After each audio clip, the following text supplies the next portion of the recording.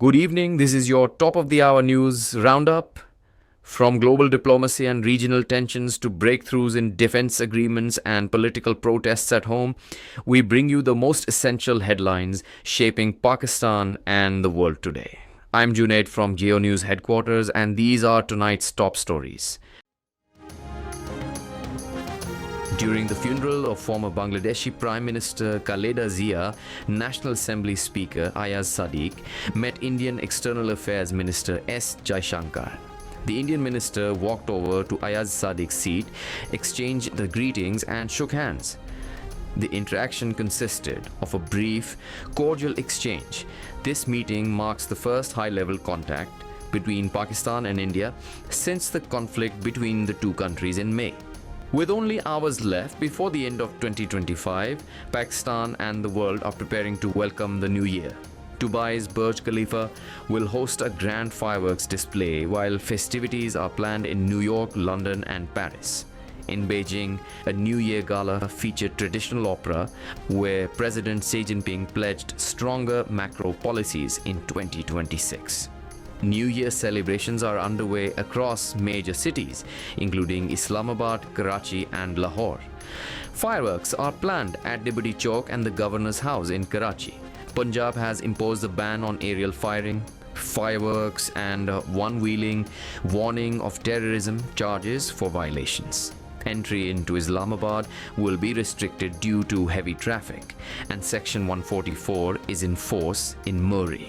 First Lady Asifa Bhutto Zardari urged citizens to celebrate responsibly, warning that aerial firing can turn joy into tragedy. Foreign Minister Dar held a telephone conversation with Saudi Arabia's Tabuk Governor Prince Fahd bin Sultan, with both leaders expressing interest in expanding cooperation. Prince Fahd extended New Year greetings to Dar. Earlier, the foreign minister also discussed regional developments with Saudi Foreign Minister Prince Faisal bin Farhan. According to official sources, Dar will visit China on January 3rd to participate in the Pakistan-China Strategic Dialogue. The funeral prayers of former Bangladeshi Prime Minister Khaleda Zia were offered in Dhaka, attended by Chief Advisor Dr. Muhammad Yunus and prominent political and social figures. Pakistan was represented by National Assembly Speaker Ayaz Sadiq. Bangladesh observed a public holiday and 3 days of national mourning following her death. Khaleda Zia passed away at the age of 80 after prolonged illness, leaving a significant political legacy in the country. Karachi has witnessed the revival of the double-decker bus service after nearly half a century. Provincial ministers inaugurated the service and also travelled on the bus. Initially, 5 buses will operate from Model Colony to Zainab Market, with fare ranging from 80 rupees to 120 rupees. The buses, featuring openable roofs during rain, will be available to commuters from tomorrow.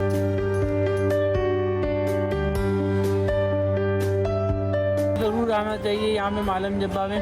अगर आपको Europe की pictures देखने को मिलती हैं और आपको असल में वो चीज़ देखनी है तो आपको वो यहाँ पे मिलेगी। और यहाँ पे बहुत प्यारा मौसम है, आप सब इधर आएँ और मालम जब्बा को ज़रूर विजिट करें। अब यहाँ पे लाइव स्नोफॉल हो रही है, हम यहाँ पे बहुत इंजॉय कर रहे हैं।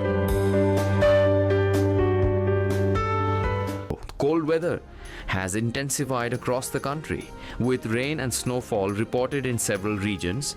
Tourists flocked to Malam Jaba to enjoy the snowfall, while North Waziristan's Razmak and Shawal received their first snow. Karachi experienced its first cold rain late at night, flooding low-lying areas, while light rain and snow were reported in Islamabad, Rawalpindi, Kashmir, and Gilgit-Baltistan. The Federal Board of Revenue has decided to scrutinize major exporters following a sudden decline in their declared taxable income. Field formations have been directed to examine tax returns and submit details of suspicious exporters by tomorrow. FBR warned of legal action against those who reduce their income without justification. According to FBR, changes in the tax system led to lower income declarations, with exporters from Karachi, Lahore, and Islamabad included in the scrutiny list. NADRA has resolved difficulties faced by elderly citizens in fingerprint verification by introducing a facial recognition-based biometric system. According to NADRA, facial biometric verification certificates will be issued at NADRA centers starting January 20th. Elderly citizens and those with medical issues who are unable to verify fingerprints can obtain the certificate from nearby centers. Khyber Pakhtunkhwa Governor Faisal Karimkundi stated that if talks with PTI take place, the release of the party's founder will not be discussed. He said PTI cannot be trusted, accusing the party of sabotaging talks in the past. Kundi questioned who holds decision-making power within PTI, adding that work has now started with imported leadership. He also noted that the federal government has not yet consulted PPP regarding talks with PTI.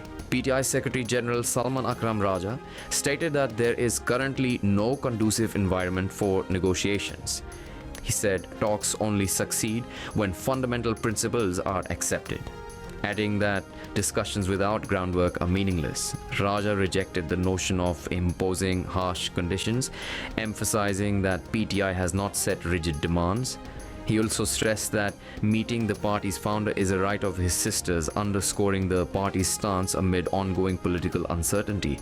West Bengal Chief Minister Banerjee has raised questions over recent attacks in Delhi and occupied Kashmir, including the Pahalgam incident. She demanded the resignation of Indian Home Minister Amit Shah, citing failure of internal security. Her remarks have intensified political debate in India over accountability and safety amid rising concerns about internal security failures. Israel has warned 37 aid organizations operating in Gaza to halt activities if new conditions are not met. Israeli officials stated that NGOs cannot continue work without complying with revised regulations. Affected organizations include Doctors Without Borders, Norwegian Refugee Council, Care International, International Rescue Committee, Oxfam and Caritas. Under the new laws, these groups must provide detailed information about funding sources, staff data and operations. The organizations currently provide critical aid to Gaza's affected and hungry population. 30 polio cases were reported nationwide in 2025, a significant decline from 74 cases in 2024. According to the National EOC, no new polio case has been reported since September. The national vaccine policy has been finalized, with a key meeting chaired by Federal Health Minister Mustafa Kamal and Special Assistant Harun Akhtar Khan. Mustafa Kamal termed the policy a critical need to reduce reliance on imports. Harun Akhtar announced that local vaccine production would begin in Pakistan. The policy aims to strengthen healthcare self-sufficiency and will soon be presented to Prime Minister for approval. 3 unidentified women stole gold earrings worth 2.8 million rupees from a jewelry shop in Hafizabad. Police said the suspects took advantage of a rush inside the shop and stole an entire tray of gold earrings. A case has been registered and CCTV footage of the incident has surfaced, showing the women carrying out the theft. Authorities have launched an investigation to identify and arrest the suspects. A foreign hunter has hunted a Kashmiri markhor in Chitral under an official trophy hunting program. According to the Wildlife Department, a Russian hunter purchased the hunting license for $68,000. The hunted markhor's horns measured 41 inches in length. Authorities stated that the hunt was conducted legally under conservation regulations, with trophy hunting fees contributing to wildlife protection and community development in the region. Thailand has released 18 Cambodian soldiers who were arrested in July, following the implementation of a ceasefire between the two countries. According to Thailand's foreign ministry, the release was carried out as a gesture of goodwill and confidence building. The ceasefire between Thailand and Cambodia came into effect last week, easing tensions along the border. Pakistan's young squash players delivered an outstanding performance at the Scottish Junior Squash Championship.